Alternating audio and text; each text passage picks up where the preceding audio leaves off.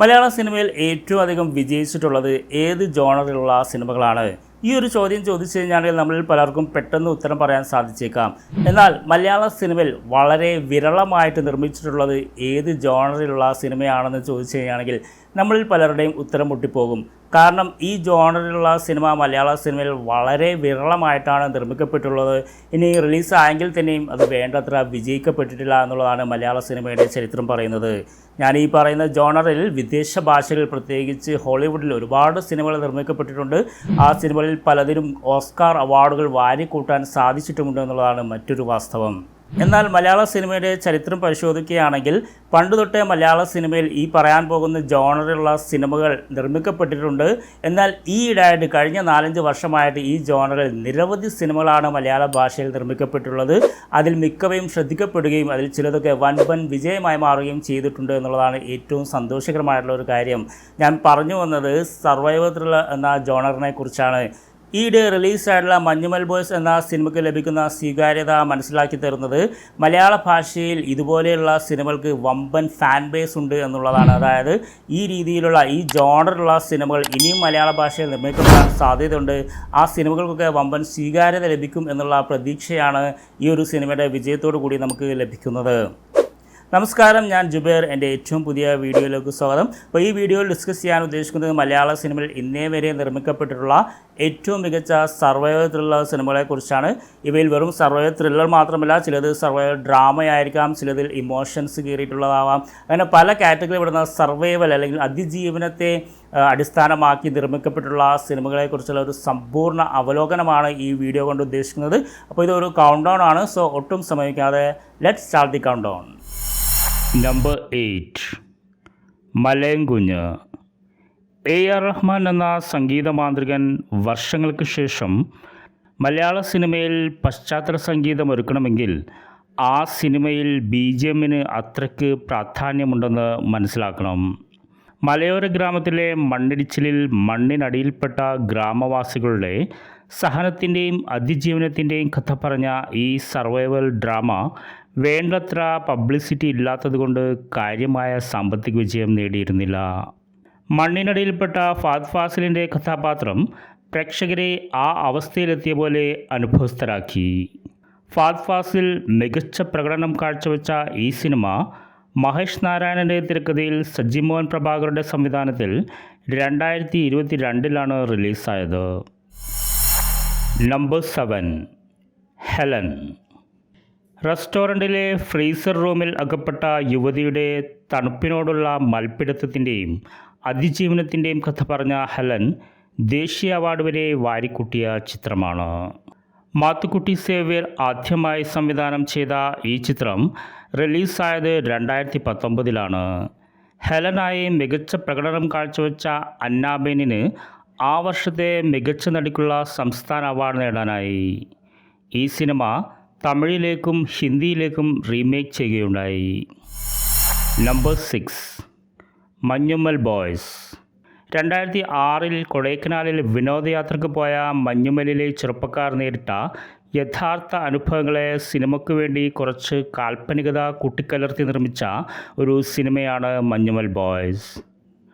Devil's kitchen എന്ന ഗുണ കേവിലെ അന്തർഭാഗത്തേക്ക് വീണുപോയ കൂട്ടുകാരനെ രക്ഷിക്കാൻ മഞ്ഞുമലിലെ ചെറുപ്പക്കാർ നടത്തുന്ന പോരാട്ടത്തിൻ്റെയും അതിജീവനത്തിൻ്റെയും കഥ മികച്ച കലാസംവിധാനം കൊണ്ടും സിനിമാറ്റോഗ്രഫി കൊണ്ടും പശ്ചാത്തല സംഗീതം കൊണ്ടും മികച്ചു നിൽക്കുന്നു.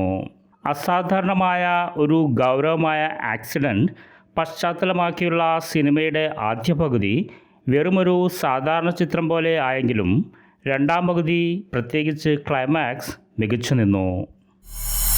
നമ്പർ 5, ഗദ്ദാമ. അറബി നാട്ടിൽ ഒരു യുവതി നേരിടുന്ന സഹനത്തിൻ്റെയും അതിജീവനത്തിൻ്റെയും നാടകീയമായ കഥാസന്ദർഭങ്ങൾ വരച്ചുകാട്ടിയ ഗദ്ദാമ മികച്ചൊരു സർവൈവൽ ഡ്രാമയാണ്. കാവ്യമാധവൻ സൗദി അറേബ്യയിലെ ഖദ്ദാമ എന്നറിയപ്പെടുന്ന വീട്ടുജോലിക്കാരിയായി അഭിനയിച്ച ഈ ചിത്രത്തിലെ പ്രകടനത്തിന് അവർക്ക് മികച്ച നടിക്കുള്ള സംസ്ഥാന അവാർഡ് ലഭിച്ചിരുന്നു. കമലിൻ്റെ സംവിധാനത്തിൽ 2011 റിലീസായ ഈ ചിത്രം ഏറെ ചർച്ചയ്ക്ക് വഴിയൊരുക്കുകയും നിരൂപക പ്രശംസ നേടുകയും ചെയ്തിരുന്നു. Number 4, take off. ഇറാഖിൽ വെച്ച് ഐസിസ് തീവ്രവാദികളുടെ പിടിയിലകപ്പെട്ടു പോയ കേരളത്തിലെ നഴ്സുമാരുടെ ദുരിതാനുഭവങ്ങളുടെയും പോരാട്ടത്തിൻ്റെയും കഥ പറഞ്ഞ ടേക്ക് ഓഫ് മലയാളത്തിലെ നിലവാരം പുലർത്തുന്ന ഒരു സർവൈവൽ ത്രില്ലർ ചിത്രമാണ്. മഹേഷ് നാരായണൻ ആദ്യമായി സംവിധാനം ചെയ്ത ഈ ചിത്രത്തിന് 2 ദേശീയ അവാർഡുകളും 5 സംസ്ഥാന അവാർഡുകളും ലഭിച്ചിട്ടുണ്ട്. ഈ ചിത്രത്തിൽ മലയാളി നഴ്സായ സമീറയായി പാർവതി തിരുവോത്ത് മികച്ച പ്രകടനമാണ് കാഴ്ചവെച്ചത്. 2017 റിലീസായ ഈ സിനിമയിലെ കഥാംശം ഉൾക്കൊണ്ട് സൽമാൻ ഖാൻ്റെ ടൈഗർ ജിന്ദാ ഹെ എന്ന സിനിമ നിർമ്മിച്ചിരുന്നു. നമ്പർ 3 മാളൂട്ടി. കുഴൽക്കിണറിന് വേണ്ടി കുഴിച്ച കുഴിയിൽ കളിക്കിടയിൽ ഒരു പെൺകുട്ടി വീണുപോയ വാർത്തയിൽ നിന്നും എല്ലാ പ്രേക്ഷകർക്കും ഇഷ്ടപ്പെടുന്ന മികച്ച ഫാമിലി സർവൈവൽ ഡ്രാമയായ മാളൂട്ടി ഒരുക്കിയത് ഭരതൻ എന്ന മാസ്റ്റർ ക്രാഫ്റ്റ്സ്മാനായ സംവിധായകനാണ്. VFXൻ്റെയോ മികച്ച സാങ്കേതിക വിദ്യയുടെയോ സഹായമില്ലാതെ 1990-ലാണ് ഈ സിനിമ നിർമ്മിച്ച് റിലീസ് ചെയ്തത്. മാളൂട്ടിയായി അഭിനയിച്ച ബേബി ശാലിനിയുടെ മികച്ച പ്രകടനം കൊണ്ടും മികച്ച തിരക്കഥ കൊണ്ടും ശ്രദ്ധേയമായ ഈ ചിത്രത്തിൽ ജയറാമും ഉർവശിയുമാണ് നായികാനായകന്മാരായി അഭിനയിച്ചത്. നമ്പർ 2 2018. ഒരു ജനത തന്നെ ദിവസങ്ങളോളം നേരിട്ട പ്രളയമെന്ന ദുരന്തത്തിൻ്റെയും അതിനെ അതിജീവിക്കാൻ ഒറ്റക്കെട്ടായി നിന്ന് പോരാടിയ അതിജീവനത്തിൻ്റെയും ചലച്ചിത്രാവിഷ്കാരമായ 2018 മികച്ചൊരു സർവൈവൽ ഡ്രാമയായി അറിയപ്പെടുന്നു. 2018 കേരള ജനത അനുഭവിച്ച പ്രളയത്തിൻ്റെ ചലച്ചിത്രാവിഷ്കാരം ഓസ്കാർ വരെ എത്തുന്ന രീതിയിൽ സാങ്കേതികപരമായും കലാപരമായും മികച്ചതായിരുന്നു. ടൊവിനോ തോമസ്, ആസിഫ് അലി, കുഞ്ചാക്കോ ബോബൻ എന്നിവർ മുഖ്യ കഥാപാത്രങ്ങളായി വന്ന ഈ സിനിമയിൽ പ്രളയത്തിൻ്റെ അതിജീവനത്തിന് വേണ്ടി പൊരുതിയ ഓരോ മലയാളിയും ഓരോ ഹീറോ ആയിരുന്നു എന്ന് പറഞ്ഞു വെക്കുന്നു. ജൂഡ് ആൻ്റണി ജോസഫ് സംവിധാനം ചെയ്ത് 2023 റിലീസായ ഈ ചിത്രം മലയാള സിനിമയുടെ ചരിത്രത്തിൻ്റെ ഏറ്റവും വലിയ ബോക്സ് ഓഫീസ് കളക്ഷൻ നേടിയ സിനിമയായി മാറി. നമ്പർ 1 ആടുജീവിതം. വായനാശീലമുള്ള എല്ലാ മലയാളികളും വായിച്ച ബെന്യാമിൻ്റെ ആടുജീവിതം എന്ന നോവൽ സിനിമയാക്കുന്ന കാര്യം 11 വർഷങ്ങൾക്ക് മുമ്പേ മലയാളികൾ കേട്ടു തുടങ്ങിയതാണ്. 8 വർഷത്തോളം സിനിമയുടെ പ്രീ പ്രൊഡക്ഷൻ ഉൾപ്പെടെയുള്ള നിർമ്മാണ പ്രവർത്തനത്തിൽ ഏർപ്പെട്ട് കോവിഡിനെയും അതിജീവിച്ച് അതിസാഹസികമായി ചിത്രീകരിച്ച ആടുജീവിതം എന്ന സിനിമയുടെ ട്രെയിലർ തന്നെ മലയാള സിനിമയിലെ എക്കാലത്തെ മികച്ച സർവൈവൽ സിനിമയാണിതെന്ന് തെളിയിക്കുന്ന സൂചനകളാണ് തരുന്നത്. മലയാളികൾ വായിച്ച ഏറ്റവും മികച്ച സർവൈവൽ നോവൽ സിനിമയാക്കുമ്പോൾ ബ്ലസ്സി എന്ന അതിവിദഗ്ധനായ സംവിധായകൻ അത് കലാപരമായും സാങ്കേതികപരമായും മികച്ചതാക്കി തന്നെയാണ് ദൃശ്യവൽക്കരിച്ചിരിക്കുന്നത്. അതിന് മേമ്പൊടി നൽകാൻ AR റഹ്മാൻ്റെ മാന്ത്രിക സംഗീതവുമുണ്ട്. എല്ലാറ്റിലുമുപരി ഒരു സിനിമയ്ക്ക് വേണ്ടി തൻ്റെ 8 വർഷങ്ങൾ തപസ് പോലെ മാറ്റിവെച്ച സംവിധായകനും തൻ്റെ അഭിനയ ജീവിതത്തിലെ ഏറ്റവും മികച്ച വേഷം ചെയ്യാൻ പൃഥ്വിരാജ് എന്ന നടൻ ചെയ്ത ത്യാഗങ്ങളുമെല്ലാം ആടുജീവിതത്തെ ഒരു ക്ലാസ് മൂവി തന്നെ ആക്കി മാറ്റും.